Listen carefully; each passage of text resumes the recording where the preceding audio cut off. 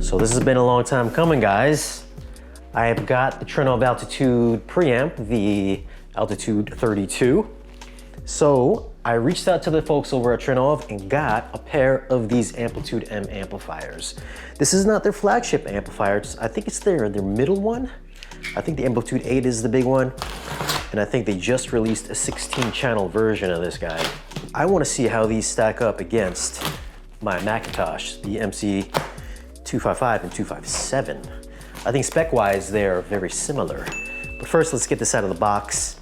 And I would say don't pay any mind to this box because I think this is Trinnov's own personal amp that they use for their theater demos. So the box is a bit beat looking. So inside here, we have the instruction manual. And I think that's about it. I would say if you're gonna pick this up, maybe bend at the knees. So yeah, this is pretty heavy. All right, so let's take a quick look up front, see what we got. Here on the top corner, we've got the Trinnov logo right here. We've got the power button, lower corner, and a nice little design here offset from the center, which says multi-channel power amplifier. And that is pretty much it for the front. The front fascia is nice thick aluminum.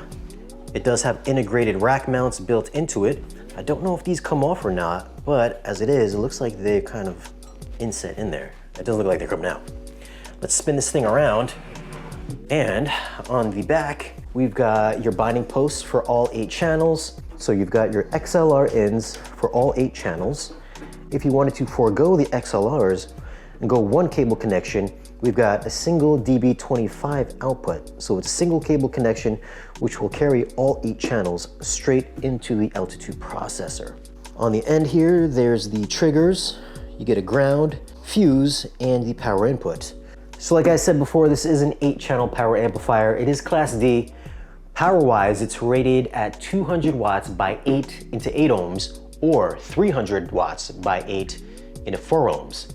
So this should have no problems powering any one of your speakers. I do have 2 of these guys, and I'm gonna kind of compare these to my McIntosh amps, which is rated the same way, 200 watts per channel. Today we've got the Kaleidescape Strato C. I reviewed this about 2 years ago, and this is one of those devices that's, people either love it or they hate it. But inside the box, we have a nicely packed Strato C, and on the bottom we get a bunch of accessories. Here we've got an HDMI cable. It is THX certified. The remote control, including a battery, the Ethernet cable, power adapter, power cord, and some documentations. So this comes nicely packed, some foam, so it suspends it in the center. Comes in the nice Kaleidescape bag. It's Velcro. So this is gonna be the replacement for the Strato S. This is the compact version. There is no storage inside of it, so you will need external drive for it, which we'll check out in a minute. But up front, we just have the standard Kaleidescape logo. Size-wise, this is very slim. The same height as the Strato S, which is 1 RU in height. It is 1.5 inches high by 7.8 inches wide by 10 inches deep. No controls up front, but around back, there are connections for the power. There is an HDMI output 2.0. There's an optical out, coax out, HDMI audio out only, USB port, the Ethernet connection, IR input, and a service connector as well. Now, of course, like I said, there is no storage inside, so let's check out the Terra compact server. Nice little Kaleidescape Ziploc bag. And this guy here is the same height, which is 1.5 inches tall by 7.8 inches wide by, it's a little bit deeper, it's 14 inches deep.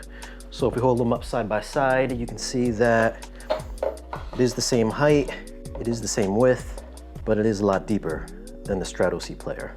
No controls on the front, nothing on the sides, but around back, let's take a look at the connectors here. The connections are the power, Ethernet, USB, service port, And there looks to be some ventilation on the back as well. Speed-wise, this will download movies at 100 megabits per second as opposed to 250 megabits per second. So again, you will be able to download full 4K movies in about 10 to 15 minutes as opposed to 45 minutes to an hour and a half. Just so you guys know, I know there's a lot of confusion with these products. These are not streaming devices like an Apple TV or an NVIDIA Shield or a Fire Stick. These do not stream. You will actually be downloading full resolution movies on these devices, well, on this device. So instead of streaming at like something like 8 megabits per second or 16 to 25 megabits per second, you'll be streaming at about, well, you'll be playing back at a max like 100 megabits per second. So this is about 10 times the picture quality of a streaming service and a little bit higher than a 4K Blu-ray at times, not all the time. So at times it can look the same, if not better, than a standard 4K Blu-ray. So again, this is not a streaming device. These will download movies directly to it, because I know a lot of people get confused about that. So let's go ahead and get this thing hooked up, check out if anything else is new, check out the UI, the setup, how good the movies look, and we'll even do a little comparison with 4K Blu-rays.